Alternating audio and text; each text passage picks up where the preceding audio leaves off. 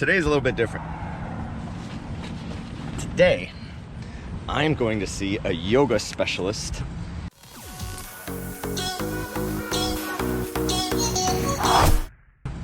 And I'm going to craft a yoga plan for cyclists,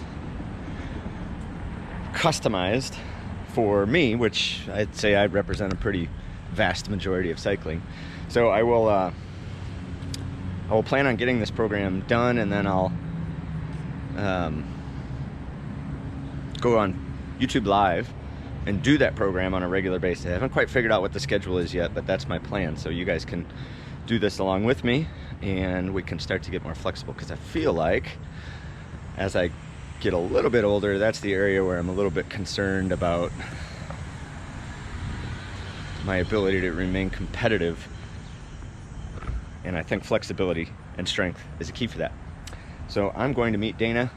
She's going to evaluate me, and then we are going to end up getting a customized yoga program just for cycling, and I'm going to put it out there for you guys. So, oh, my wife went here. That's how I heard about it, and she's been blown away by how helpful this has been for her lower back pain. So let's check it out.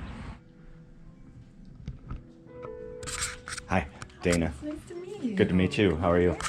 Yeah, Hey, race fam. I thought I'd just give you a preview of a couple of the moves or positions or things that we had talked about, just so you can kind of get a feel for what this yoga session is going to be about. And then, again, it's very atypical from what I've seen with other yoga practices. So, yeah, I'll show you a couple things, and we'll see what ends up in the actual routine or not. Okay, let's do it. All right, one of the things we talked about was the tightness in the shoulders and the back, in the upper back, at least for me, from hunching over on the bike. That's what causes that. So we're gonna work on loosening those things up and strengthening the supporting muscles around those. And one of the things that we talked about was to do this sort of forward fold with a little bit of a variation. So up, exhale down, bend your knees, touch the ground, tuck your chin,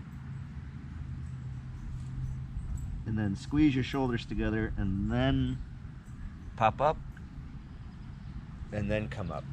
And you're careful not to use your back to come up, but strengthen through your legs and your hamstrings to come up. In this position, arms up.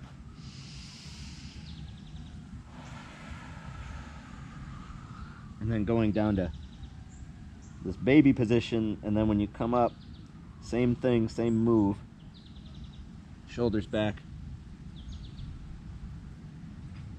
And then you're counterbalancing and kind of coming up in one plane. Again, not using your low back to generate that power up. And that seems to be doing a lot of minor work into my core. This was enlightening to me because I could twist to one side quite well, but the other side was a disaster. So maybe you're the same way. This would be a good way for you to test this out for yourself. So down on the back, arms out. Hey, okay, go lay down. Go lay down. My parents' dog is visiting. Knees up. And then bring them up even higher, and then twist. And I thought this was cool. When you go back up, pull them in again so you don't put strain on your back. Go down. And then on this side, oh, it's much tighter.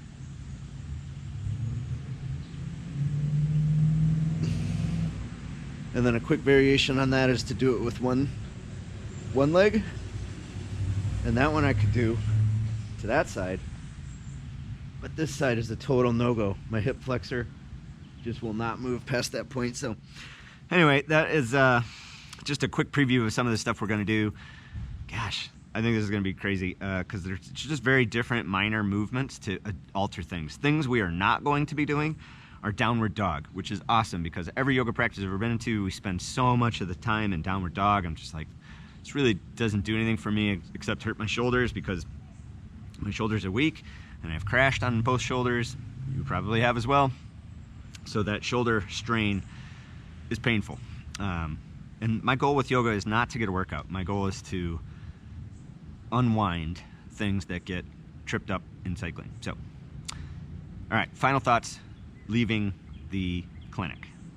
Okay, friends. Well, that is cool. I am super pumped about that yoga stuff, because it's not what you've seen before, guarantee it. I've been to yoga classes 100 times. What she's talking about is something totally different.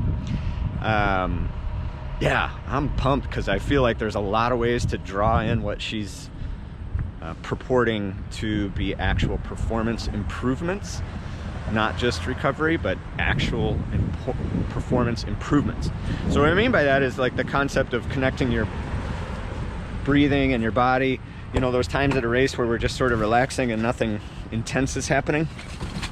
Those are opportunities to gain back some energy, de-stress, save some watts for later in the race.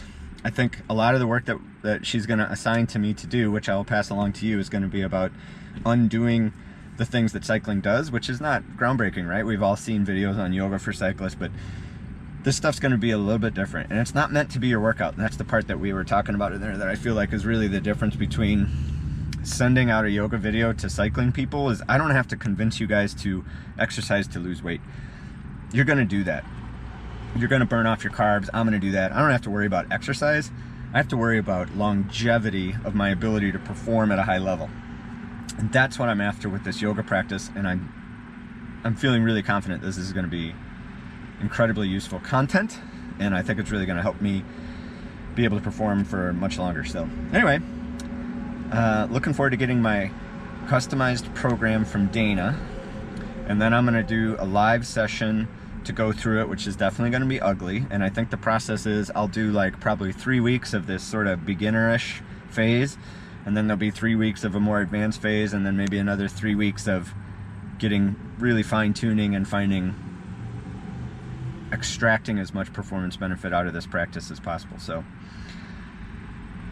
I'll spare you the wishy-washy, you know, hippie stuff, and we're just going to focus on how can this improve your cycling? How can yoga reduce your frontal area so you're more aerodynamic?